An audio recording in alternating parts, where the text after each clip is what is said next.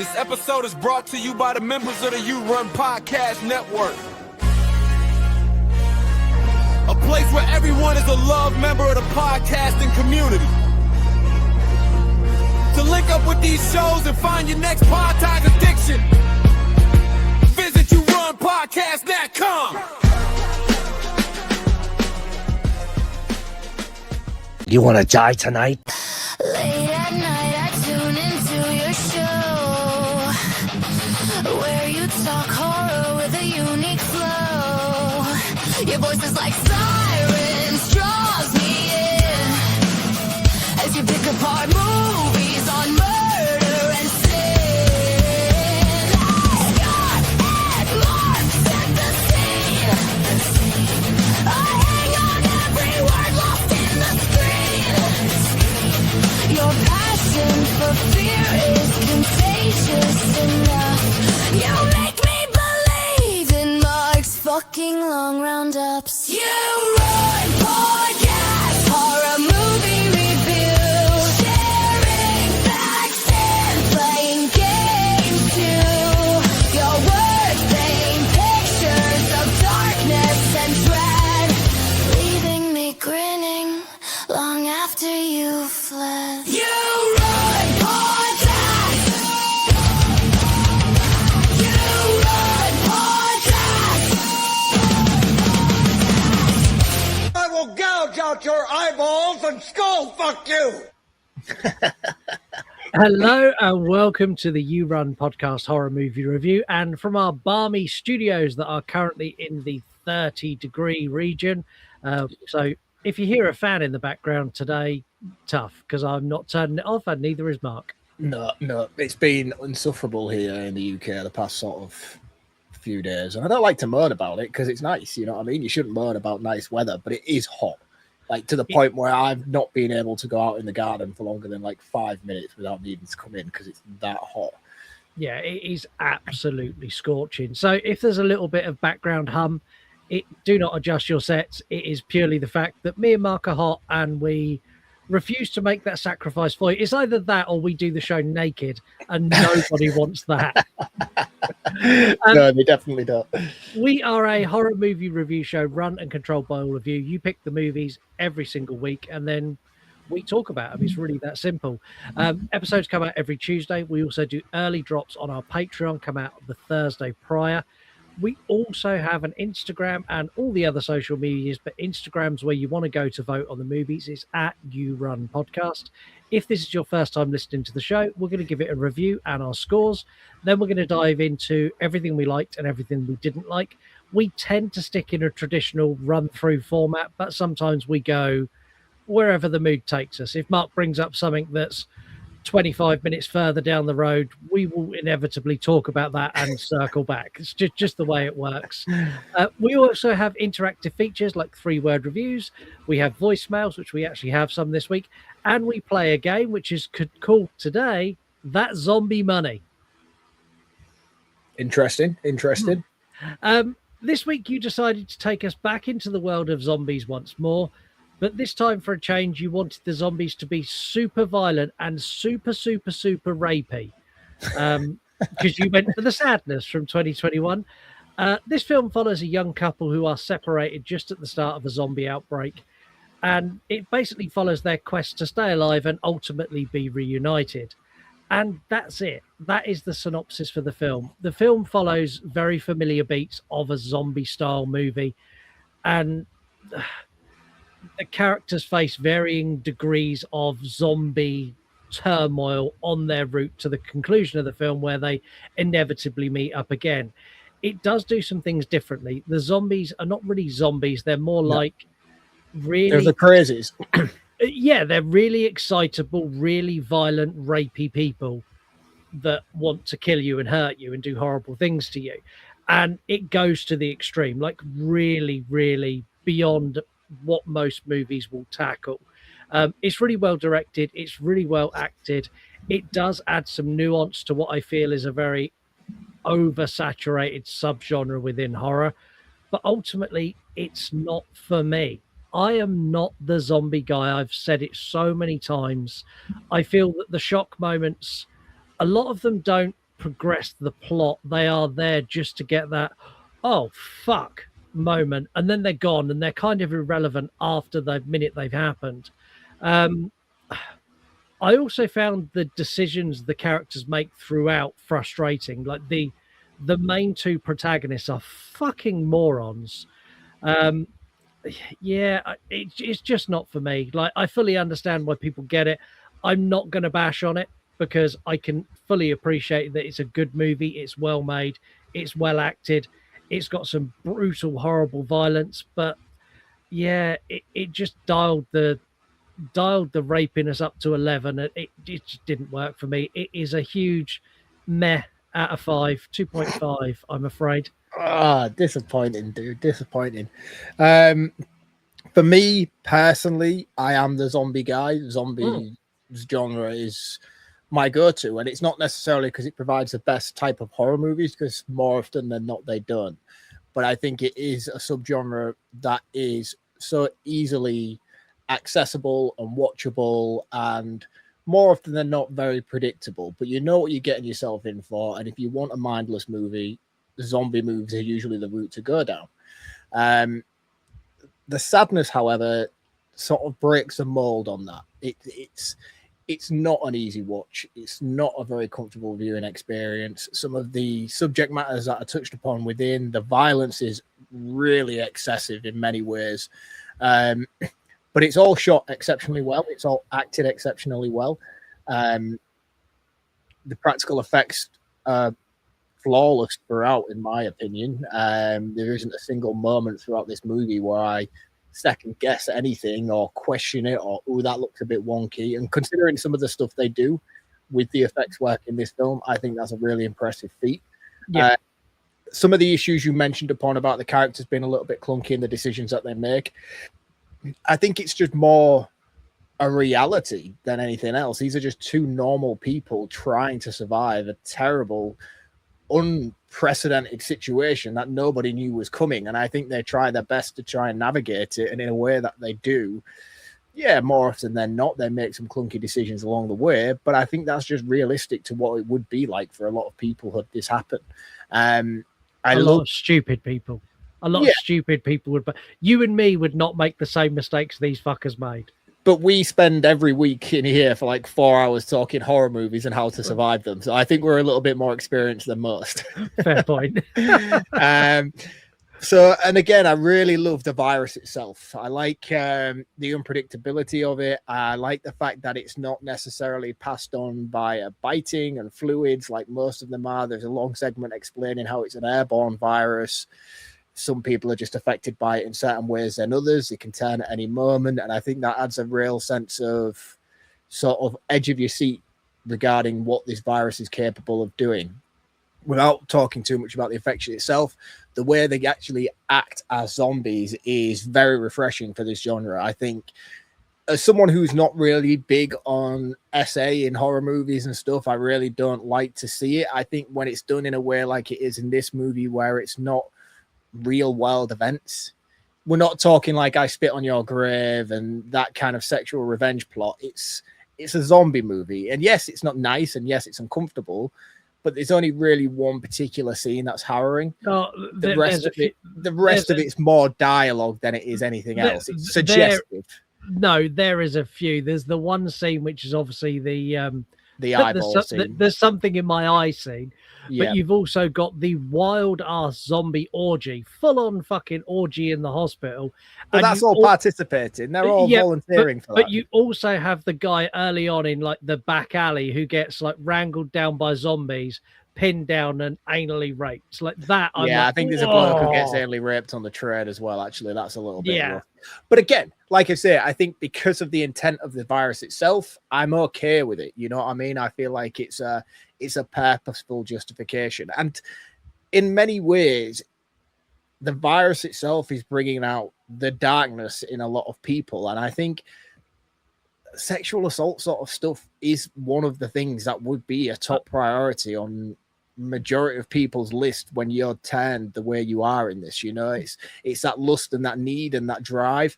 And I can't wait to tell you all about the director and his other business, because that will probably change some of your views on what you're saying now. But I'm going to save it. Yeah, save it. So I think for me, like, that kind of way that this is done is justifiable, in my opinion, because of the content of the movie itself. I think it works well. I don't think it's, like I say, when it's human on human interaction, it's very harrowing. It's very horrible to watch. But I think in this situation, I for some reason, I'm just not bothered by it, you know. And I'm someone who always speaks out on the show of, like, I don't think it has a place in horror. I really hate to see it. I can't watch it. However, for some reason with this movie, I just wasn't affected by it. You heard it here first. Zombie rape is okay. Zombie rape is safe. But yeah, so I mean, we'll dive more into it because there's a lot of stuff I want to talk about with this movie. But for me, I'm going to go straight on it and just say this is a 5 out of 5 movie. It's a refreshing need to the horror genre, specifically the zombie genre. Give me the sequel, man. We've been waiting years now. Where is it? Well, maybe the director's just too. I think they have announced a sequel. I'm sure they did, like a year after this came out. I think they did, but I don't think it went anywhere because this got within the horror community. This got very, very praised. General audiences were like, "Oh, what the fuck is this?" And I think that may have delayed things a bit because if you go and look at the reviews for it, I did this week. There is a lot of general audiences, 1 star, 2 star, no star. Like, what is this? Like, what is this zombie rape revenge fantasy shit I'm watching? Like, it got a lot of backlash as well. So, don't get me wrong, I would watch a sequel to this. I'd probably come out in the same place. But again, that's nothing against the movie. It's just, it's not for me. It's not my movie. No, that's absolutely fine. We've always spoke about it. Possession movies are not my movies. And that's not to say they're bad movies. I just don't like them. Whereas you are a massive fan. You know, exactly that. To have conflicting opinions when we're doing this show, and you know, I'm always a zombie guy, you're always a possession guy, and you're the one who has to try and wrangle me around and make me understand why it's a good movie. And hopefully, I can do that for you tonight. Mate, this week is a hard sell. It's a fucking hard sell. I know.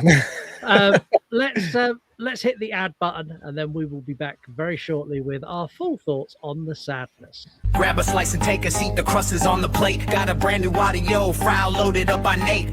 Greg is in the studio, laughing at the mic. Unpacking heavy cases that you're gonna like. Dialing up Australia for a killer point of view.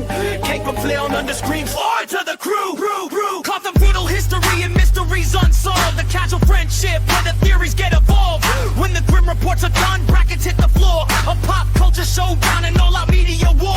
Ranking cult film villains, arguing all night. 3 hosts on the feed, making everything alright. And trust the dark side is calling. True crime is deep, and the banner is falling. A conversational vibe when the lights are low. Pizza bones, welcome to the show.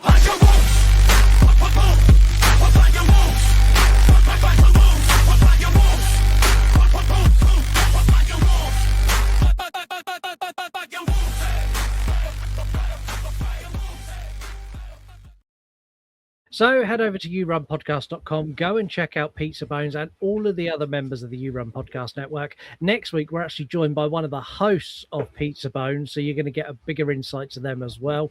But yeah, on our website, you get access to all of the shows. You can listen to them straight on the website. Also, links to all of our social media is there. As I said earlier, we're at You Run Podcast everywhere. But most importantly, the link to our Patreon, where you get ad-free episodes, so you don't hear any of this at all. It's seamless. It ends up me and Mark going, ha, yeah, this is a really brutal movie, straight into the review. You also get that episode early. You can also get exclusive episodes and early release YouTube drops and additional shows like You Run Extra, where me and Mark talk about things like Lord of the Rings and what we done this week, and we bitch about our wives, and we generally give you a insight into us away from horror movie reviews. And all of that is for literally less than it'd cost you for a pint of beer. Like, it's nothing. A month. Like, look at it this way. This is how I think I'm going to sell it to all of you. If you were to meet me and Mark in real life, would you buy us a beer? And if the answer to that question is yes, go and subscribe to Patreon, because that is exactly what you're doing. That's a good way to sell it, man. I like that. I think so, and especially as For Love of Horror is coming up, and I'm literally asking you all to buy us a beer. That's what I'm doing right now. Buy us a beer at For Love of Horror. So I'm go hyped for Love of Horror this year. It's going to be good. It's going to be a good year. You're coming back again this year because you sacked me off last year, so it's going to be a good year this year. It is going to be a really good year this year. Also, it's free this year, so that's Cheers, an guys. added bonus. Thank you very much to everyone who is part of our Patreon who's allowed that to happen. Also, the other thing you can do for us is rate and review us wherever you can. So that's Apple Podcasts, Spotify, anywhere there is an option to leave us a star rating. Leave us 5 stars. Like if you listen to this and you're like, they're all right. Just don't bother. Like, don't leave us a 3-star. Don't leave us a 1-star. If you really like us, review us. If you're not really like enjoying what you're listening to, go listen to something else. Go to yourunpodcast.com, listen to one of the other 18 shows there, and you will find something you like and give them a 5-star review. And that is the end of our advertisement. But I'm going to have to play a sound drop because my voice has gone all funny. This one. Zombie killing spree. Also, I wanted to ask you, do you recognize this sound? Isn't that the dude with the bell from Breaking Bad? Ding, ding, ding, ding, ding, ding. It's not. Everyone listening, call in and tell Mark what that is. There is literally... Well, it's just a bell like you get on the hotel reception, really. There's a little pop before. The pop noise. Yeah. Is that what separates it from the rest, is it? It is, yeah. Call in and let Mark know what that is. Right, let's talk about this movie. I really like Jim and Kat. I really like the insight into their lives before the shit hits the fan. I like the fact they're a very realistic couple. Like, she's taking some time off work and he's like, oh shit, well, I've just told my friend I'm going to do this advertising job because it's a load of money. She's like, but I'm on holiday. And he's very much like, oh shit, can you not try it? Like, I buy their dynamic. I think they work very well in this opening bit as a couple. Especially, I think sometimes with a lot of couples like this, they can shove it down your throat that how great their relationship is. That by the time it comes to the action sections of the movie where you've got to fight for your love, you kind of like your relationship bullshit anyway. So I'm not really buying into this, but the authenticity of the two of them from the off makes it believable throughout that he would go to the lengths he goes to reignite his meeting. Yeah, and it's the fact that they don't have a perfect relationship, and like he takes her to the train station, and like even in that journey, like the goodbye and stuff, it's not like, oh, I love you, I'll see you later. It's like, right, bye, see you later. It's realistic. It's exactly what would happen if you've had an argument at home and you dropped your wife off somewhere. She'll be like, yeah, talk to you later, motherfucker. And then as soon as you've turned your back, you get an instant text message that's about 15 pages long of why you're in knobhead. Yeah, exactly that. And then if you're anything like me, you ignore that message till you get another one and then go, I probably should reply now. No, you see, I don't. I'm very stubborn. Never reply. Never reply. You can never engage in an argument over text. That is a motto I live my life by, and I shall tell you for why. One, because it doesn't translate very well. So if you're saying something in a humorous way, it doesn't read. They might not be reading it the same way you intend it to be. And you can get yourself in so much more trouble if you wanted to. So I don't engage in text message bickering. It's a lesson I've learned. It's a lesson you should all follow, by the way. My favorite, and I've got it saved as one of my GIF favorites that I send to Lisa a lot, is Dr. Evil, where he goes, right. She'll send me War and Peace, and I'll just send back Dr. Evil going, right. And then I get nothing because she's stropped then, and I know she's going to brood on it, and then I'll get it later. But that's normally a good way of like stopping that argument. It's almost like a pause button. Yeah, I'm going to be extra sarcastic, and then you can give it to me later. Yeah, no, we just don't do it. We just don't do it because it just doesn't go well. I just think back and forth on a text message, it's just always translated wrong. So I always have if you can't talk to me in person like an adult, don't talk to me at all. And then that's kind of how we leave it. Yeah, which works. Just in case you were curious, this film was funded with cryptocurrency and revenue from the producer's cam girl business. Ah, cool. So that's what it's into. I want to ask, is this Korean? Taiwanese. Okay. Because Koreans do make the best zombie horror movies. Who's the guy who did Train to Busan? I can never think of his name, but yeah, I know who you mean. I can't. But the trailer for his new zombie movie is coming out. Just come out, sorry, and I think it's released in August. Dude, it looks fucking incredible. If you get the opportunity to go watch it after this, go and check it out. It looks so good, man. Yeah, and a sequel, anything that the guy from Train to Busan done, I really like that. I prefer that. Yeah, the Peninsula, the sequel, that was shit. Dog shit, yeah, really yeah, bad. they have that big Fast and Furious race at the end, man. It was the most stupidest thing I've ever seen. Back in this movie, the two characters go their separate ways. So she goes and gets on the train, and she's on the underground commute into work. And Jim kind of makes his way back to the house, and he stops at a cafe.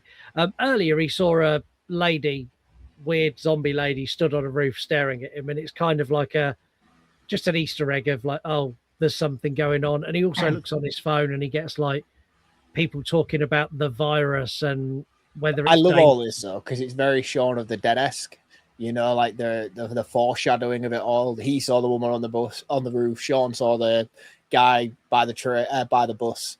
Yeah. And then you've got the bit where he's driving on the moped and you know someone's turned and there's an incident going on at the side of the road, and he slows down to observe it, and then once he finally drops his partner up, like, sorry, I shouldn't have slowed down, you didn't need to see that. But there's a lot of little things like that, and it's all very Shaun of the Dead-y kind of thing. It's like the world's falling apart around them as everybody else is going on about their normal day. Yeah, they do a really good job of it as well. And this cafe scene is like, if you want an indication of what you're in for the rest of this movie, this cafe scene sets the tone. So he's there, the little old lady comes in again, she attacks some bloke and bites like half his face off, and then gets the pot of boiling oil and pours it over herself and like melts her face. I'm like, oh my fucking god. No, it's like, the guy behind the counter's face she melts off. She melts herself. No. It's the guy. It's the waiter. It's the waiter behind. She picks it up and tips it over the waiter, and then she bites Matey's face off. She bites Matey's nose off, and then she goes out there, and Jim's like freaking out, and then she like chases Jim outside, and all of a sudden they all just start coming from buildings around him. Yeah, because then you've got the others that are out there that like there's some bloke in the street stabbing someone on the floor. There's another one. Someone getting raped. Getting anally raped by a group of zombies. The thing is, like, there's one zombie doing it and there's 4 zombies behind him going, woo, do it, do it. And it's unique in that sense, because this is the moment where you're like, what the fuck? Like, I do not get this, because you're supposed to be shambling zombies, or you're supposed to be mindless 28 days later zombies, or I don't know any other variant that I can think of off the top of my head right now, but these ones are like communicating with each other. They're interacting, they're conversating, you know, and they're speaking, they're actually talking, and it's like, what the fuck? Yeah, it's a real weird vibe for them. I quite like how they communicate. Again, I just wish they were less rapey. One really interesting thing about this, what percentage of this do you think is CGI? I think there's a couple of sort of like landscape shots from buildings looking out at like smoking things and things like that. I would say it's a very minimal CGI movie. I think less than 1%. Yeah, and I think the only time like the picture you've got in the foreground now, the backdrop now of this episode, it's images like that you see throughout from like various tops of buildings. I wouldn't have said any of the makeup effects and things like that are done digitally. I wouldn't have said any of the kill sequences are done digitally. There's just a few various like landscape shots that stand out. Exactly that. Like everything in this is practical, and I'm going to praise the practical effects, because as gross as they are, and man, they are disgusting, they look the bollocks. They really do. The subway, like Jim escapes, he gets away from this and he heads back to his apartment. This is cool as well. It jumps around a bit. Do you want to do Jim's apartment before we go We'll back do to the Jim's subway? apartment first, because I feel like it's very much fluid with this scene. So like Jim obviously escapes, he's running away, which was weird because he left his moped at the cafe, but then later on he's on his moped, and that's a different conversation. Bad decision. Like his moped's there, he looks at it and he goes, nah, fuck it, and runs down the alleyway. I'm like, you're a dickhead. But it does show that the cafe is literally at the bottom floor of his apartment building, because he runs down the alleyway through a door and up a staircase and he's back in his apartment. So I can only assume that the cafe is on the ground floor. But back in his apartment, you can see he's instantly like shit, because the first thing he does is go to the fridge and get a beer, which I like. I was like, fair play, Jim. I probably would do the same. That's the only good decision he makes in the entire fucking movie. Maybe that was a wrong decision, which is why the rest of the movie went badly for him. But we also got a brief interaction with Jim's neighbor early on in the movie, which is a cool dude, by the way. I really like Jim's neighbor. And they're talking about the actual flu virus and things like that and how they're okay and all the rest of it. But then you see as Jim's sort of like losing his mind, looking at his phone, searching for the news article to try and figure out what the fuck is going on. The neighbor busts in and tries to fuck Jim up with these garden shears. And as soon as Jim grabbed the garden shears, blade end, I was like, oh, you're losing fingers here, man. And it is the most brutal. It's literally like a snip. And then there's a handful of fingers falls on the floor. Jim's like, oh. The panic was real, and I felt it. I felt it for him. He does do the true man thing later on, though, when he finds duct tape. He's like, yeah, I'll be all right. Yeah, duct tape works for everything. And then, so he knocks the neighbor to the floor, and while he's unconscious, you hear on the tannoy sort of like a safety announcement, as if to say, like, impending doom is coming. But then you realize that the army has been taken over as well, as he's talking about welcome to the new world order of buttfuckery. Yeah, but it's not just a public service announcement. It's a public service announcement, but it's also calling all men to the local recruitment station. Yeah. Which, like, if I ever heard a tannoy like that, I'd be like, nope, I'm going to close my doors. I'm going to put on a horror movie and call me when it's over. Yeah. So, and then again, it's as the public service announcement goes on, you soon realize that they have been taken over too. And it's a very, very scary message as well. Like, for everybody who's listening, wondering what the hell is going on with the world, to hear this played out throughout your towns and cities, saying that you're all fucked is terrifying. You're all fucked, but we're going to try and unfuck you. So if every single man could come to the recruitment station and get armed, we might be all right, but it's unlikely. But we're trying. Like, no, but the thing is, like, they're already taken. They're already zombies, because they're talking like the guy on the tannoy starts laughing, and he's like, we're gonna fuck you all. Rah, rah, rah, rah. This is a new world order. It's like, bad. It's bad. Yeah. It's really, really bad. Like really, really bad. Like, and I think that's one of the things about this movie why I get so hyped about it, is because I get so invested in the building up of how fucked everybody is within this sort of area, like country in most aspects. Yeah, completely fucking. You don't stand a hope in hell. But despite that, Jim's like, I need to get to my girlfriend, and they exchange a couple of text messages at this point, or he's texting her. Yeah, and because she's on the subway, she can't receive them because she's got no signal. He's like, don't worry, I'll come to you, and he gets on his scooter and rides off into the mountains. She's on the tube, and she gets the strange businessman who becomes like the main antagonist. Like, but he's like, he's the creepiest dude anyway. Just this old man in his like late 50s sits next to this young girl. He's like, I decided today was the day I was going to tell you that you're pretty beautiful. And she's like, okay then. And then he touches her leg, and I love the fact she's got a bit of fight about her, because she basically goes, that young man is sexual assault. Get the fuck away from me and let me read my book. And I'm like, fucking good for you. That's what you need to do. Call it out, and call it out loud, because everyone on the train turned around and I'm like, yeah, someone's going to step in and help her. And I thought it was going to be the guy with the shades. And mate, he is no help to anyone whatsoever, ever. This is the most, I think, anyway, sexual assault scenes aside, I think this train carriage scene is by far the most shocking. And I think when I first watched this, knife crime was a real big thing on the news and on the media here in the UK. People getting stabbed on trains and things like that. And when this movie came out and this scene in particular started, it just all felt so very real. It's a very, very claustrophobic scene, and the impact and spread that it has within this carriage over the space of mere seconds is just devastating. Yeah, it is absolute carnage. So he stabs someone, then he stabs someone else, then someone he stabbed turns, and then they stab someone, and then someone else stabs someone, and like this girl's like, oh fuck, and then the businessman turns and he stabs the, I don't want to call her fat because she's not fat. How would you describe larger lady? The plump girl. Yeah, he calls her much worse, and he stabs her in the eye with his umbrella, and I'm like, oh, that's the worst thing I could possibly imagine going in an eye, and I was completely wrong. Like, I just assumed she was dead at this point. I'll be honest with you, because that looks like it would kill.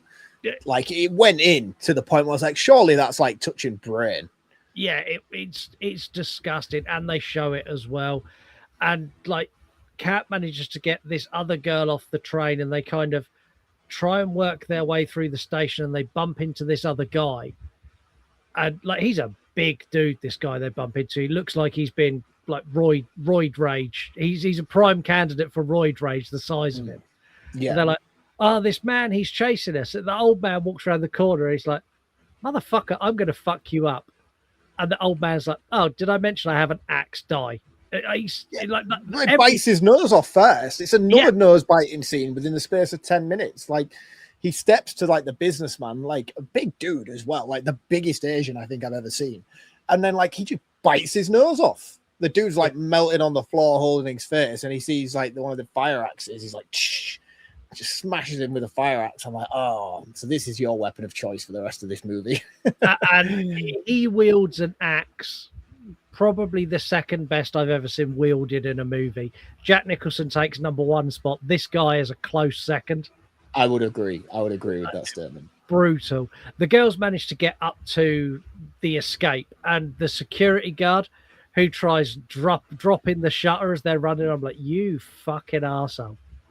Yeah. He deserves what he got. I love when they first get out, like Kat has a go at him, and the girl who's like her eyes falling out, she just punches him straight in the mouth. I'm like, yes, that is exactly how you treat that sort of awful behavior. Yeah, definitely.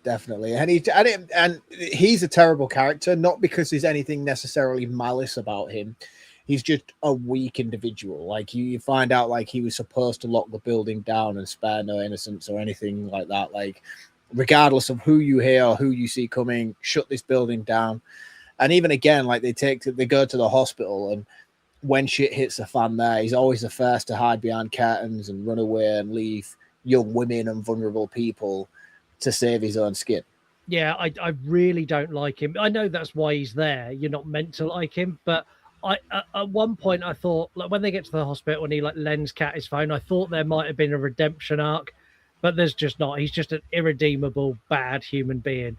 Yeah. I also like when he hands his phone to Kat and she unlocks it. There's just a picture of an anime woman with massive tits. Like the most uncomfortable screensaver in the world to hand your phone to a woman. Yeah, he clearly lives at home with his mother. He does, watching anime and hentai porn. Yeah, that's where he is. Back with our good buddy Jim, who's gone up the mountain and realised he can't get through the tunnel, which is like the shortcut through, so he has to go around. But he sees a group of lads, I mean, brutally beating another guy.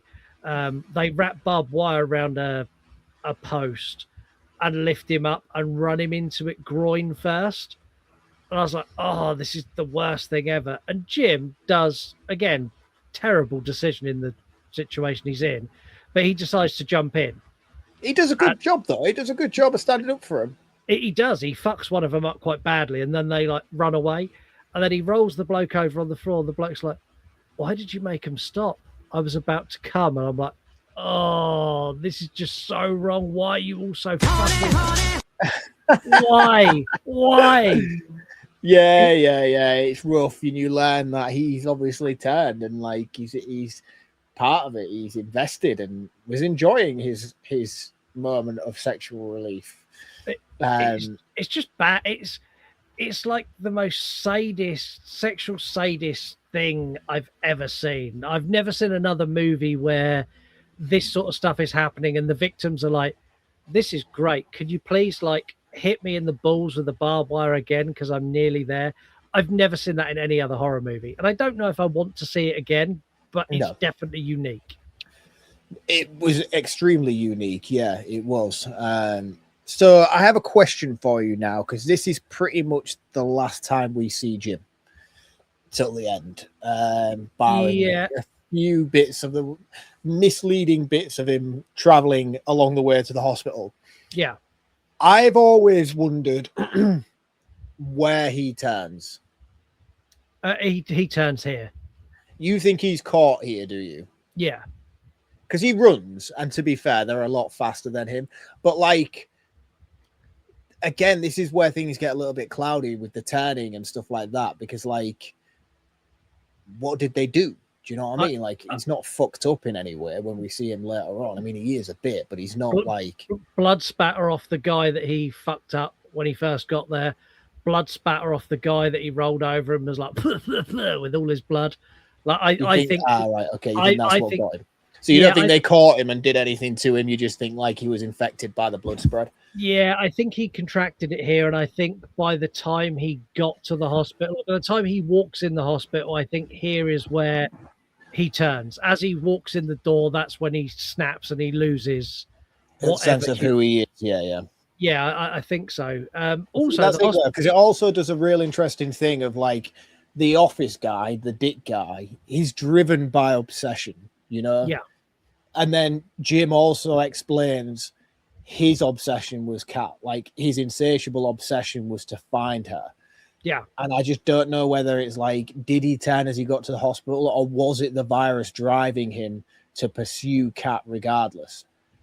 See, I think it was the virus driving him regardless, because I think it was him wanting to get to his girlfriend till after he got infected on the mountain pass.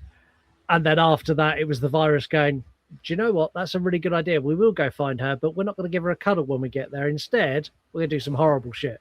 I think he says, I'm going to fuck you to death when he finally sees her, which is horrible to hear from your loved one. It's not what you want. However, if I'm ever going to go, that's how I want to go. Just for the record. I really want to be the old guy that goes mid-coitus and just goes, oh! And not even waiting for a moment to savor it. No, and ideally I want to be on top and then collapse on top of the person, so they then have to not only deal with it, but get me off as well. Oh, yeah, always thinking about others, I see. Yeah, I'm just thinking of like, if I'm going to traumatize someone in that way, we're going to do it to the nth degree, because I'm going to be big and fat and old by then. And like, I'm going to be difficult to move. Like, I really want to make a meal of it. Go out with style. See, I don't think it is. I think that would be bragging rights. I don't know how conversations flow with women, but I would be like, I killed a man once. You know, it was that good. The set, the hospital and the subway look real, don't they? At no point did I ever think that they weren't real. No. So due to the pandemic, when this was filmed, they weren't allowed access to the subway or to any hospital spaces to film. So both of those are built sets on a soundstage. I would, in hindsight, I would have guessed that with the hospital, because barring the reception and the top floor, which we eventually get to, there isn't a lot of hospital really to decipher the fact that this is a hospital. Because other than the nurse coming into the reception room and saying everywhere's on lockdown, you can't go anywhere. There's one corridor scene with a wheelchair and a stretcher. Yeah. And then it's the top floor science lab room, which kind of says to me, yeah, this is all kind of being put together a little bit. But saying that, I never thought that when watching the movie. That's only because you're questioning it now that I'm bringing it up. Yeah, it looks great. Like the subway looks like you wouldn't for a second think that's not a subway car. And no. I think the hospital, again, is very reminiscent of what a hospital would be. And I never questioned it. It was only because I found it when I was looking for facts that they were sets, and then found some behind the scenes photos. And I'm like, holy shit, wow, you've done a really good job there. The hospital itself, I think, is really, really good. I love the moment when they first get in there and the nurse checks the girl who's got an umbrella in her eye. She's like, right, we're going to get you seen. And her fear of being separated from Kat, who saved her. Like, again, it's so realistic and genuine that, no, I'm not going anywhere without her, because I would be dead if it wasn't for her. shit's going down. She knows how to deal with shit better than me. So we're staying together. And I love that. Almost like she grabs the nurse if say, no, that's not fucking happening. No. Lara Croft is coming with us. Exactly that. It's like, yeah, she's coming with us because she knows what she's doing. The businessman arrives at the hospital. Oh no! First, we get the broadcast from from the president. Or this was cool. If there was a single in the movie that I would criticize at all, it would be this, because it feels very much like a cutaway from a comedy sketch. It's very battle royale. Yes, that's exactly it. It is very battle royale. It feels a bit forced, and I don't know whether they did this for like filler, because I really don't feel like this heightens. No, so you get it doesn't give any trajectory towards the rest of the movie. You get like this emergency broadcast, and you get the general of the army. He's like, "We'll fight them in the beaches. We'll fight them." Like, it's that kind of speech, and we will prevail. And then the president or prime minister, I don't know what they have in Taiwan, he comes on and he's speaking and saying how they're going to deal with it, and they're going to face this threat head on. And then you just see the general's eyes have gone a little bit red, and you're like, "Oh no."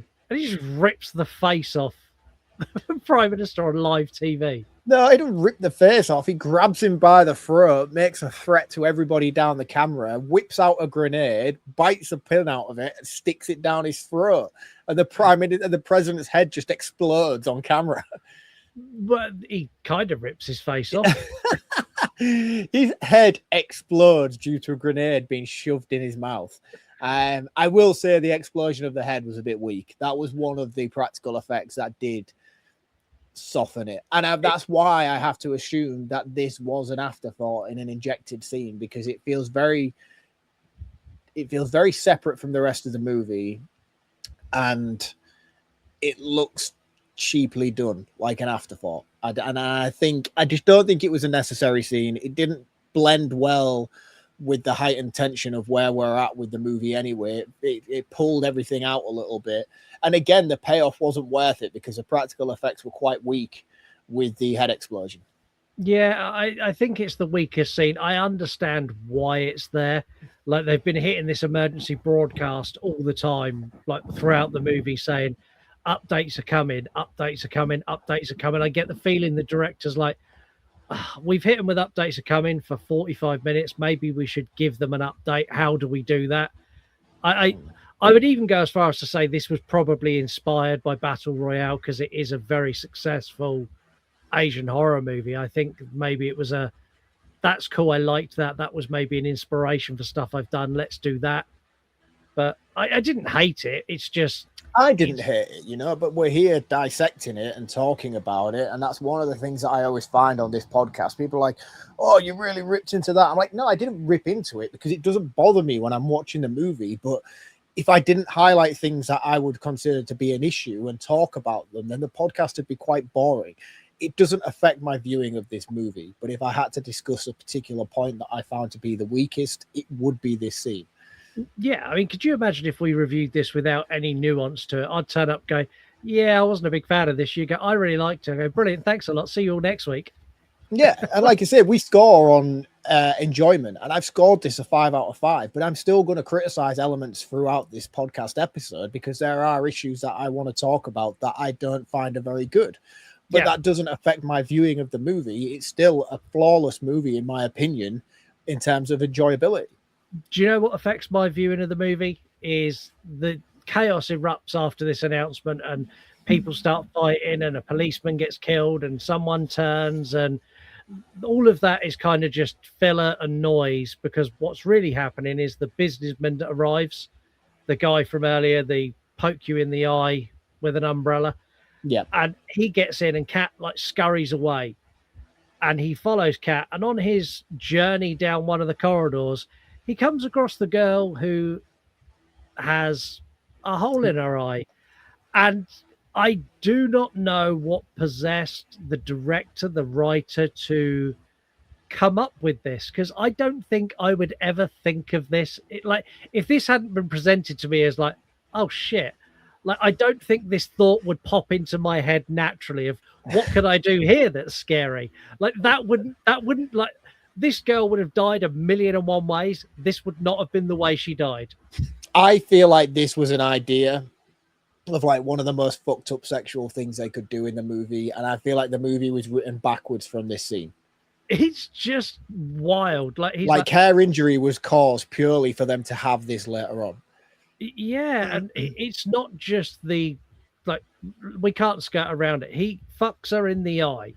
He like fucks her eye socket, and it's awful. And he has this whole monologue while he's getting himself undressed. That's the worst bit. It's the monologue before is the absolute most vile, disgusting thing ever. And the thing is as well, like you before that, like not there before the monologue, but when he gets to the end of the disgusting monologue that he spews out of his mouth, that is the moment to cut the camera, and it doesn't.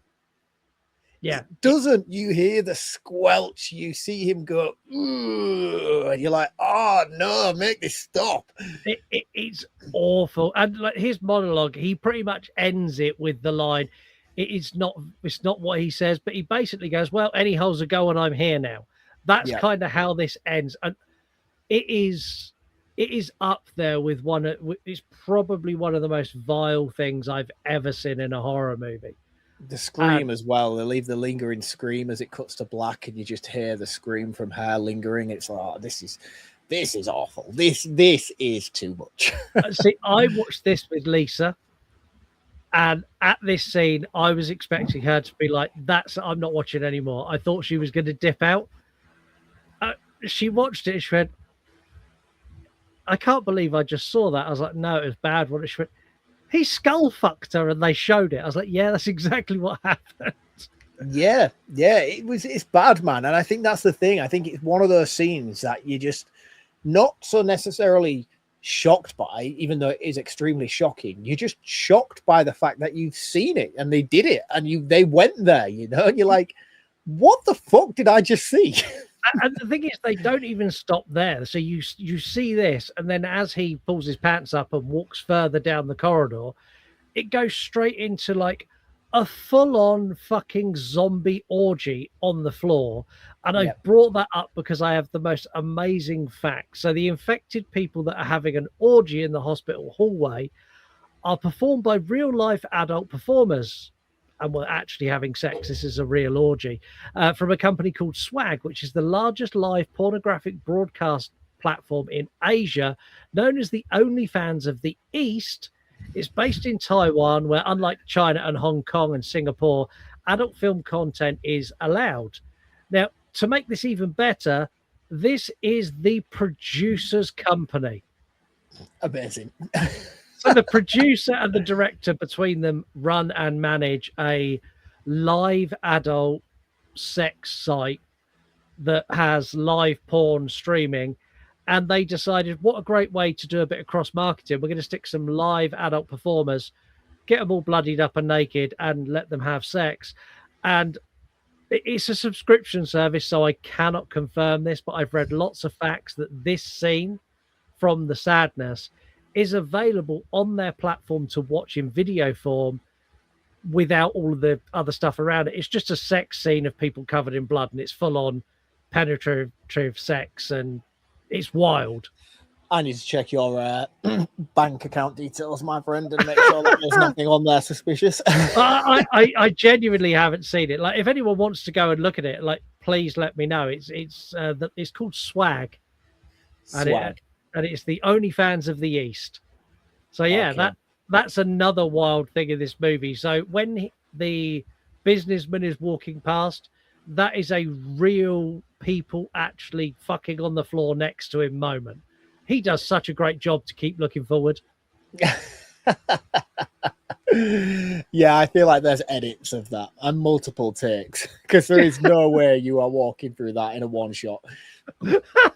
You reckon there's a cut where he walks past and just turns his head like a dog, inquisitive dog? Oh, I reckon there's like 50 takes, and each time the director's like, dude, all you have to do is look forward. And the guy's like, I'm trying, man, I'm trying. We get to meet Dr. Wong, who so Cat gets hold on though, upstairs. before we do that, we get the death of anime titty fucker screensaver, which is cool Oh, we do. because he's hiding under the bed, and I think it's Cat who kills him anyway, is it not? Yeah. Yeah, zombie Cat comes back and takes him out. So he's like trying to run away and creep away, and They're then not zombie Cat, zombie chubby girl. Cat's the main sorry. And the sex orgy people get him and pin him down, and then this is where we see zombie chubby girl. I feel awful calling her that because that's really not nice, but I can't remember her name for the life of me. No, it's really bad. I make apologies. We don't fat shame in any way, shape, or form. But No, for the context of this, like she's the she's larger a cuddly lady. Yeah. So she comes round. We're getting cancelled. Yeah, it's not. I don't know. We'll just call her the other lady. How's that? The other lady comes around the corner and she's fully done in now. And I can't remember what it is she says, but she says something really cool. And then she gets on like one of those, like, do you know them skull cutter drills? Yeah. And she just fucks this dude up with it. And annoyingly, I don't think we see it either. If I remember rightly, it's a cutaway, is it not? It's a cutaway, and you see her get close with it, and then it's a cutaway and him just screaming. I'm like, you see like all the blood spurting up in her face, like something from the Evil Dead, but you don't actually see what she's doing to the guy. That's what they're more like. These zombies are more like deadites than they are like zombies. Yeah. Like that's the level of violence and sadistic nature they have. They're deadites. Yeah. Very cool Asian deadites. Very cool Asian deadites. That should be the next Evil Dead movie. Evil Dead, very cool Asian deadites. I would watch that. Evil Dead's out now, is it not? How's that doing? Are people giving it good praise or mixed reviews? I'm seeing it next weekend. I can't get out this weekend. I'm busy, but yeah, next weekend. Where are we doing it as a new release? I think we are. We're doing it at the end of August.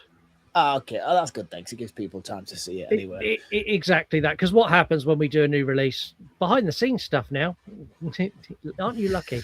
When we do a new release and we do it too early, it gets hardly any listens, and then the movie comes out and it spikes in listeners, and then I find myself in the tricky predicament of, oh shit, I should really be promoting this week's episode, but I can't because I need to go and promote this because this is now what everyone's talking about. It just happened with Obsession. So we done Obsession early, and now sort of 2.5 weeks on from that, Obsession's got this massive spike in numbers, and I now find myself going, does that just come to streaming, does it? Yeah, exactly. We should just wait till it comes to streaming before we record the episodes then. Maybe. So he dies. The businessman gets upstairs and he has this confrontation with Cat. And I love this so much. Like, I think Cat is a brilliant final girl. Because she does not take no shit from this man at all. She just pulls a fire extinguisher off the wall, clocks him round the face with it, and then proceeds to mash his face into the floor. And it is fantastic. It's roadkill worthy. Like he is just mush at this point. Yeah, and there was a moment when we watched it, Lisa went, do you reckon he's coming back? I was like, no. Like, he's 100% done now. I can't see him getting up from that. Yeah, he's dead. And this is where we meet Dr. Wong, who, like, the guy opens a sliding metal door and he's all in a full hazmat suit and he kind of gets her in and handcuffs her to a shower. I'm like, oh, shit. See, I thought this was where it was going to take a really dark turn. So did I. Because, like, again, as I mentioned on this episode already, it's acceptable when it's done with the zombie on zombie thing. I don't have an issue with it. But here I thought it was going to go down the route of showing humans are just as bad, you know, and he was going to like keep her and do all this horrible stuff to Cat. And I was like, oh no, like this, no, don't do that. It turns out he's actually an all right dude. He's barring really the not. fact that he kills babies. he kills babies and plans on using Cat as an antidote for the virus. Like in his defense, right? He's a scientist, and those babies were fucked. Let's be honest. I have to agree with what he said and was like, this was better for them. But I think maybe if he'd smothered them all nicely, maybe better for them. But the fact he injected them all with the zombie virus first to see if they would survive or if any of them wouldn't turn, and then he killed them all, made it a lot harder for me. Like that baby screaming in that, like when In the Cat bin, tries. yeah. Oh, that is awful, awful. And then he injects Cat. Which again is bad. Like, and he injects her, and then he handcuffs her up again. He's like, "Well, I'm going to give you 10 minutes, and if you turn into a zombie, I'm going to kill you, and I'm going to go to the roof and get picked up by a helicopter. But if you survive, then we'll both go to the roof, and we'll be saved, and then we're basically going to harvest your blood to save humanity. Aren't you lucky?" And I'm like, no, I'm not lucky. Like. Cat's got a shit deal here. Whatever way this goes for her, it's bad. Yeah, it is. It is bad. It is bad. But yeah, I mean, I don't know. She could have been the savior. You know, she could have had the antidote. She could have been immune to the virus. Which I is don't fine. think for a second she was. I think she's turned. Yeah, I think she's turned as well. But not only that, like even if she was the savior, they're going to harvest her blood.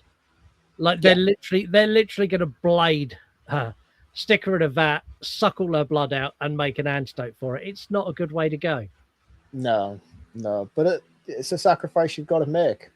Yeah, Jim has finally reached the hospital now, and Jim's making his way up the stairs. I'll be honest, I watched this earlier in the week. Now I know that the doctor is dragging Cat through the hospital to get to the rooftop escape. I cannot remember how the doctor gets badly hurt. It's Jim that fucks him up, isn't it? Jim kills him, yeah. So the doctor gets attacked by a few others. Yeah. And stab him in the leg, and he's making Cat drag him away and holding her down. Yeah. Cat's going to leave him, and then he tries to attack Cat. Jim turns up. Jim fucks him up. And then Jim turns around and he's like all zombified. Yeah. And Cat runs and locks Jim inside this behind a gate so he can't get to her. And then that's when Jim's all like, I'm going to fuck you to death, bitch. And it's bad as well because she's like, but I love you. And he's like, and you think he's come, like, you think real Jim's come through zombie Jim. He's like, I really love you too. And I fought through everything to get here. So we could be together and I can fuck you to death, you bitch. He's trying to convince Cat as well that, like, it's not a bad thing. Like, come join the dark side, Cat. He literally stands there and goes, I am the happiest I've ever been. Think how happy you'll be when I fuck you to death. And Cat's like, as nice an offer as it is, Jim, I'm going to decline and I'm going to wander up the stairs. So she runs up the stairs as Jim's like screaming like, no. But also, as she's leaving, I think at this point they're insinuating that she's turning because a lot of the people just before they turn, they're heavily sweating, and they look really sort of pale and yellowish in the skin, and you start to see that sort of symptoms coming out in Cat as she leaves to go grab the helicopter. And although it doesn't show you, it's almost as if to say, yeah, she gets on the helicopter. She doesn't. The sequel's going to show everybody else's fucking up. She doesn't get on the helicopter. Did you not wait for the 3 seconds after after that door closes behind her? No. You hear a gunshot. Just one single gunshot. So you don't know whether she's been shot or Jim's been shot or who's been shot, but someone's been shot. I'm guessing Cat went out onto the roof and they went, you're not Dr. Wong. Bang. Fly I would have said so. Yeah, that's a good way to think about it. I didn't hear the gunshot, to be honest with you, but I would have said she was dead anyway. And if the sequel did come and excluded the gunshot, I would say it would start with her getting on the helicopter, arriving at a safe haven, and then causing the infection to spread. Yeah, exactly that. Like, that's the movie, and as I say, like, there are elements in here that I've spoken about that I'm like, that's really cool and that's really good and that's great, but for me it's just a zombie movie with extreme violence and rape. And I'm not a fan of zombie movies. I'm not particularly a fan of extreme violence and gore, and I'm definitely not a fan of rape. So as good as it is, like visually, it's stunning. Practical effects are on point. Cast, crew, acting, everything is exactly where it should be. But I score on enjoyment. It's a meh 2.5 out of 5. That's all right, man. You like what you like. I mean, for me, I am a big zombie guy. I am a big extreme violence guy. I'm not going to go as far as to say I am a big rape guy, because I'm certainly not. What is wrong with you? That is some dark shit. However, this is a movie that I find, you're right, it is a zombie movie on steroids. It's the same beat for beat. It gets from point A to point B, and it's all wrapped up nicely in a bow by the time we get to the end. That's what a zombie movie does, and that's what this zombie movie does. But it does enough unique stuff about it that I think it separates itself from the rest. I'm a big fan of this movie. I really enjoy every rewatch I've had of it. I'm certainly not going to change my score from a 5, because I do think this is a movie worth championing. And for those of you who haven't seen it, I certainly recommend that you do.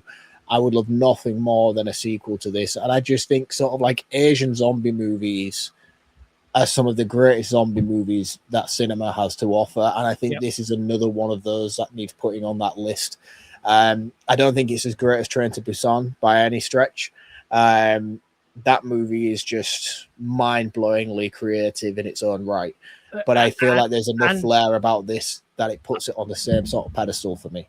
I think with Train to Busan, it's a very different movie, and I find myself really caring and really investing in the characters.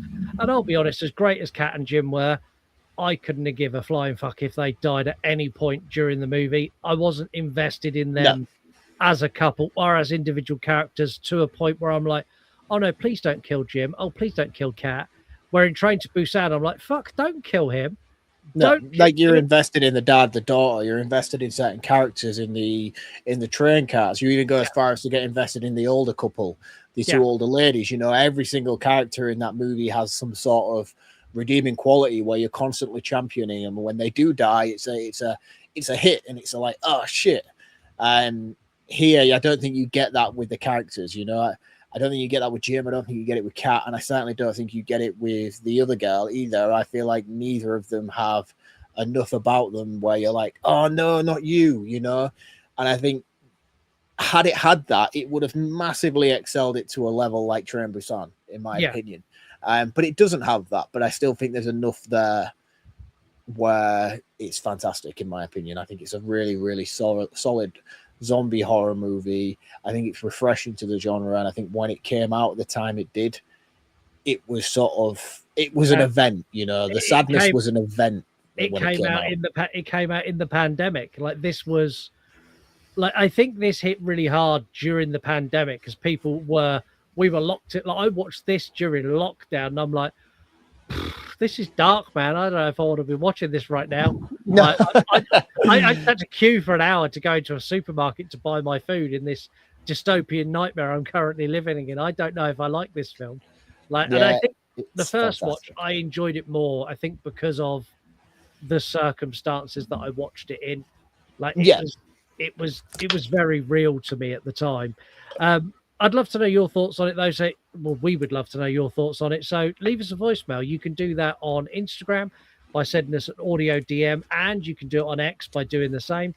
Or you can record a TikTok, and we'll play your video here. Just make sure you tag us. We have some voicemails this week. After a couple of weeks ago when I said, send us voicemails, motherfuckers, we got some. So here we go. Motherfuckers, as requested. Is that Gareth? That's Gareth. Thanks, Gareth. That's Gareth from Video Tasties. And we have one more here as well. Okay, I'm listening to your Jason Takes Manhattan, and here you go. You done started the voice messaging. So Kane Hodder, you mentioned something about him not being very brooding or very big, but I've met him a handful of times in person. He's like 6'4". He is a big dude. He's not exactly like weight big. Like, he's not like he is smaller now. Back then he was a lot more, as the kids say, swole. Like, he was like thick, but he's tall. He is big. So I'm not really sure. Maybe I didn't listen to the rest because I'm kind of a B word, and sometimes I just be saying shit like before you even finish your statement. But I do think that you were going with not thinking he's as intimidating as some of the other people who play Jason. And I know there's like I forget his name. He has like a weird name. I think he's in the remake of Friday the 13th Part 1. And yeah, that dude's freaking huge, but he's also not American. So us Americans aren't very big. Racist. Okay. Anyways, I'm going to finish listening. And Mark, let me stay in your VHS room if I come to the UK. Okay. All right. Bye. There's always a spare chair here for you, Heather. Don't you worry.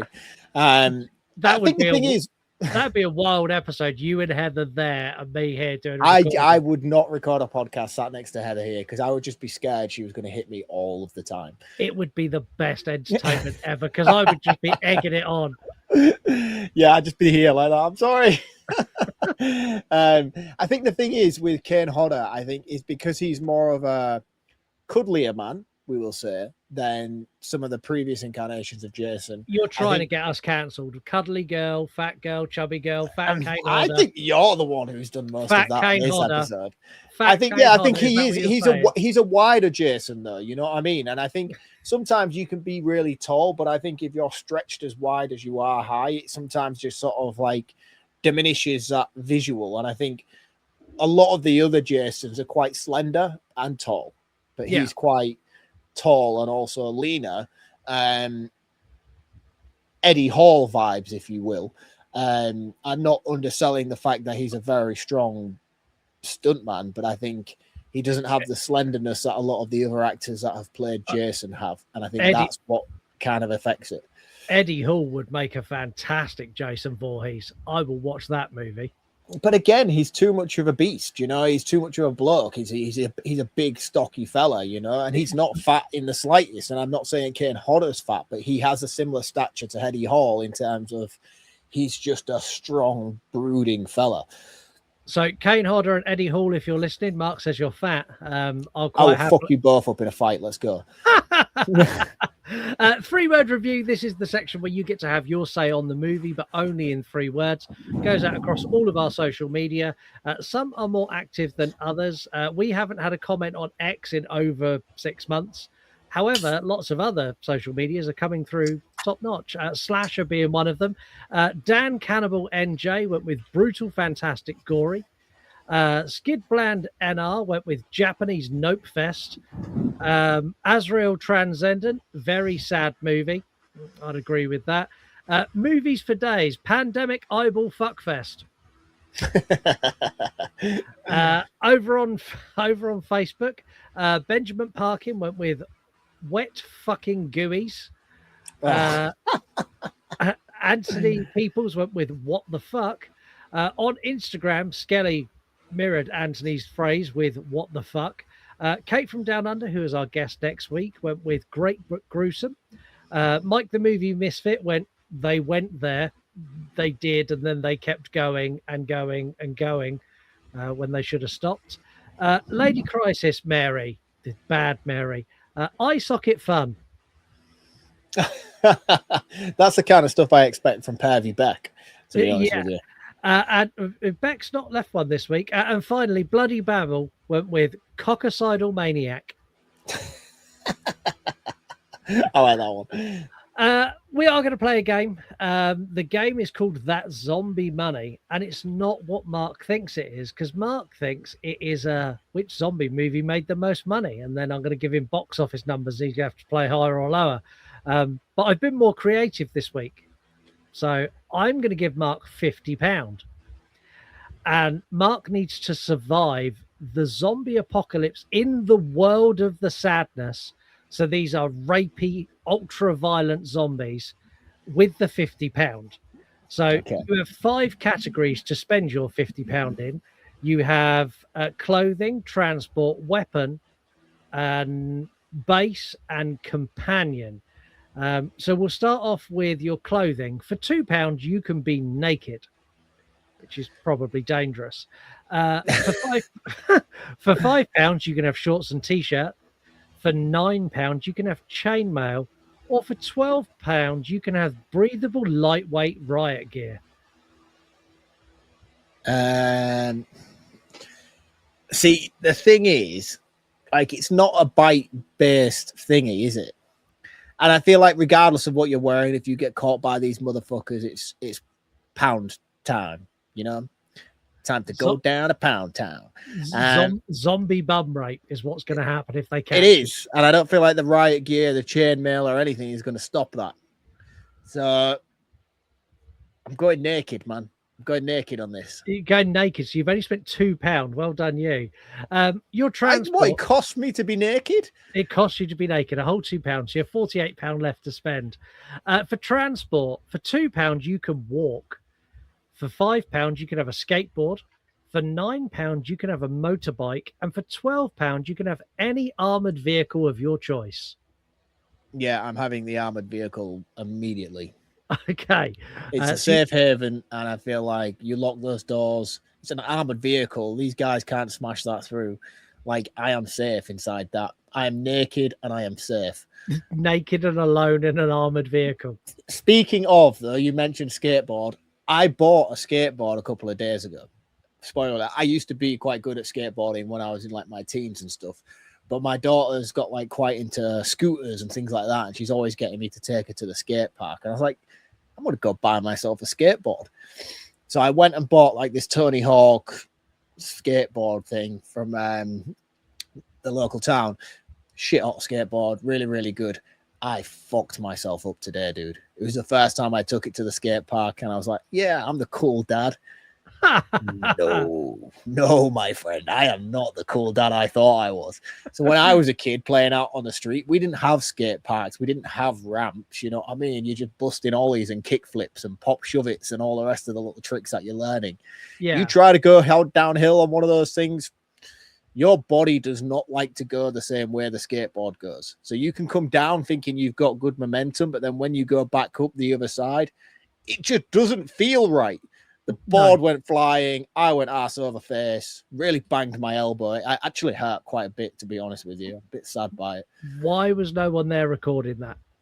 I don't know, but I think I'm a retired skateboarder now. Right, so moving on to your weapon. For £2, you can have knuckle dusters and get all up close and personal with the rapey zombies. For £5, you can have Lucille from The Walking Dead.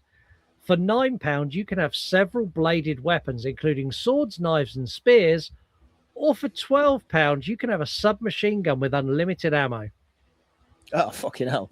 I was going to go with the blade option then. I feel like I'd make like a good bladesman. But yeah, unlimited ammo, like unlimited forever. Yeah, I'm forever. Machine gun. Yeah, machine gun. So I've got, I'm naked, but I'm in an armored car with unlimited ammo and a submachine gun. Yeah, and you spent £32 with 2 categories remaining. Game over. I'm saving the apocalypse already. Okay. Next one is your base. Because you can't stay in your armored car all the time because it's armored. You get too hot. So you can have. I'm naked. I'm not going to get too hot in there. For £2, you can have a tent. For £5, you can have a shed. For £9, you can have a shipping container. Or for £12, you can have an impenetrable underground base fully stocked with years of supplies and fresh running water. Right. So I have an armored car. Yeah. Or I choose to get out of that and go sleep in a fucking tent. Is that what you're telling me? Yeah. How much money have I got left? So you've spent £32. So I've got £18 left. Yeah. And how much is the impenetrable fortress? £12. I'm buying that. That's mine. So I have an impenetrable fortress, an armored car, an unlimited ammo, and a submachine gun. But you're naked. Yeah, I'm naked. These are like Grand Theft Auto level cheats. What's going on with this game? You are like the most terrifying person in the zombie apocalypse. I fucking am. Your final thing is your companion. So what have you spent now? You spent £44. Yeah, I've got £6 left. £6 left. So you could have a dog I can afford. So for £2, you can have me as your companion, and I have all the same things as you. So I too am naked. And I too have the same... Yeah, right. Okay, you're out. There's no way we could both be naked together. That's just weird. For £5, you may have your family with you. Yeah. For £9, you can have a dog who can scent zombies from a mile away. Or for £12, you can have all of the above. But you don't have 12 or £9, so it's naked me or your family. You know what? If that dog was £8, my family would be fucked. I'm going with the family, Scott. I'm sorry. I might have been tempted had you been clothed, but the two of us naked fighting apocalypse, it's just weird, man. It's just a weird vibe for me. It's not a vibe I want. And had you picked me, I think I would have bbeen very, very uncomfortable. Excuse me, naked Scott. Would you like to come to my impenetrable fortress where we can be together? No, I'm not down for that at all. Let's do that wonderful thing that Mark loves and all of you love, and I love this one. He's the king of the spool, the lord of the stack. If it's on magnetic tape, there's no turning back. From the floor to the ceiling, he's a mastermind hoarder, keeping analog alive on the edge of the border. Rewind, right under the static flip. It's Marc, VHS from the crypt. Brutality. What up, bitches? So this week, again, The Sadness is not a movie that I own on VHS because it only came out On DVD. yesterday. 2021. Is that how old this movie is? Yeah. Shit, dude. Fuck. Like, this is a new release to me, The Sadness. Yeah, it's 5 years old. That is mental. That is mental. So what I like to do on this segment, if I don't own it on VHS or if it came out predating the VHS era, is I like to try and pick a couple of movies out of my selection or one movie that I feel sort of reminisces the vibe and the tone. Obviously, I couldn't necessarily do that with one particular movie this week on The Sadness, so I've opted for two. And I think, in all fairness, I think the perfect candidate to go with it is 28 Days Later. Yeah. And my second selection, if you blended 28 Days Later with House of a Thousand Corpses, you would get The Sadness. You would. Yeah, I that fully works for me. It does. Yeah, I think that works. I think this is a very cool tape. I love this tape. It's a very hard one to buy. This is one of the more expensive tapes that I've committed to buying in my collection.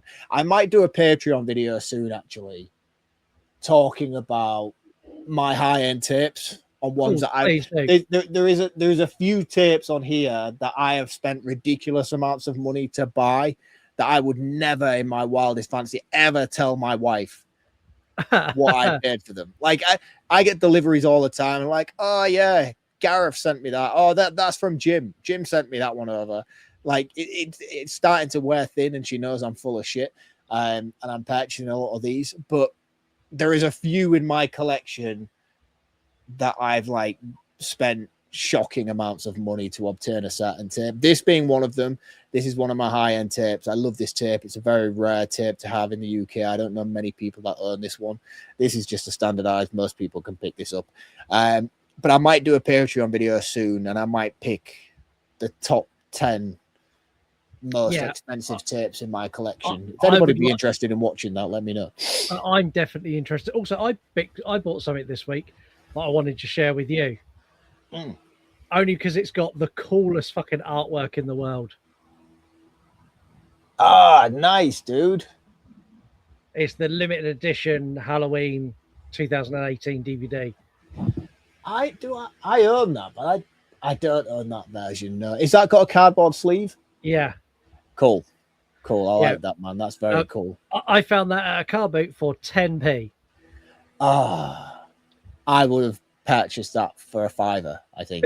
That's a very cool DVD. I was the same as like, how much are your DVDs? Like, they're 10p. I've got a video coming on Patreon because I've got a big stack there. Because when he said 10p, I was at the stall for about 25 minutes just going, and that one, and that one, and that one. And like, old Jax would be going, Dad, can we go look at the toys? Like, yeah, in a minute. I'm just filling this massive bag with DVDs. Make sure you go and follow Mark at VHS from the Crypt. He has an absolute smorgasbord of VHS collectibles and other cool shit that he shares. Like, you've started now, like, you do this thing and it really annoys me. It's great and it's amazing for people who follow you. But as someone who knows you personally, it irritates the shit out of me. So you'll show this fucking super cool stack, and then like as a side bit, you'll throw in the coolest fucking NECA figure or the coolest piece of memorabilia that everyone's like, I really want that. But you use it as like, oh, this is just there as well as my cool VHS. But you've done it the other day. You've done a stack of Nightmare movies, and then you had like the coolest ass Freddy NECA figure. I'm like, I can show him now. Actually, he's a cool Freddy NECA figure. To be honest with you, I do like that, and I'm not a big NECA guy. I know you've got various ones which are really, really cool. You've got I've got a Freddy up here somewhere, right at the back there. I don't think. See, like and the thing is, I'm not like when it comes to things like this, I like to have them, but again, like you mentioned with my purse, they are just added details. And I bought like a carrier bag full of these. A lot of them don't have all look like, so with this one, I think you can get like various different heads, and you can swap out and change his heads and stuff like that. I've got one for Chucky. I've got a Chucky one up there. That one you can change out the heads to have like the normal good guy doll version. Then you can put the scarred up Chucky head on. Like, I don't have any of the accessories for any of these figures. Like, this was just like a bundle buy that I got on Facebook, and they had a carrier bag full of NECA figures for like 15, 20 quid. I was like, yeah, I'll take those. And I have them as like display pieces. So this one obviously sits with my Nightmare collection. I have a Chucky one that sits up there with my Chucky collection. I have a Pinhead, which is missing the puzzle box, which is annoying, but he sits there with my Hellraiser collection.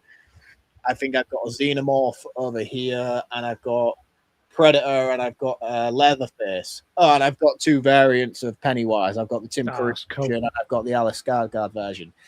Very cool, but again, like, they're worth nothing because they don't have the box, they don't have the accessories. But when I have all my movies lined up on the shelf, like, I know where my Hellraiser movies are because I can see my Pinhead figure there. You know, I know where my Texas movies are because I can see a Leatherface up there on the shelf. You know, so I like them, and it was just on the off buy. I wouldn't go out and actively seek NECA figures and collectibles because I think I'm a grown man. Why do I need toys? But that would heavily say a lot about what I have in this room.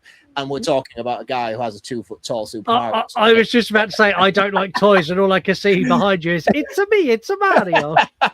This is really cool, though. I do love this. This is awesome. Look at that dude, man. Like, look at that. That is amazing. Like, I don't begrudge spending the money that I spent to buy this because it's a fantastic piece of my room. To be fair, you are very much like Mario. You have the tash. You always wear a hat. Like, you just need a pair of dungarees and you're there. He's my idol. So, as I said, make sure you go and follow Mark at VHS from the Crypt. And that brings this episode to a close. We're going to be back next Tuesday. We're going to be joined by the incredible Kate from Down Under, who's part of various different podcasts that I'll let her tell you all about. She's also one of our Patreon subscribers, the longest running Patreon subscriber, and has a significant amount of sway over this show. And yeah, pretty big influence here. So I imagine she's going to give us some form of review on our current behavior. And we're going to be reviewing a movie that I love and Mark hates, which should be fun. A Nightmare on Elm Street 4, The Dream Master. Yay! Am I going to get it in the neck from Kate next week? Because I feel like she's been on the show twice, and both times I've pulled a sickie. No, she's only been on once, and you pulled a sickie. Oh, okay, that's all right then. Is it Beck that I've done it to twice or something? Yeah, you've done it to Beck twice. I think you've done it to a couple of people twice. It happens. You get bored. What can I say? That is it. Leave us a review. Do all the wonderful things that help the show. Share this around, and we will catch you next Tuesday. See you all soon. Bye-bye. I might be ill next week. Bye. Bye. You want to die tonight? You're on podcast. You're on podcast. Late at night, I tune into your show where you talk horror with a unique flow. Your voice is like sirens, draws me in as you pick apart movies on murder and sin. Scott and Mark set the scene. I hang on every word, lost in the screen. Your passion for fear is contagious enough. You make me believe in Mark's fucking long round ups. Round up, round up, round up, round up, round up. You're on podcasts, horror movie reviews, sharing facts and playing games too. Your words paint pictures of darkness and dread, leaving me grinning long after you fled. You Run Podcast.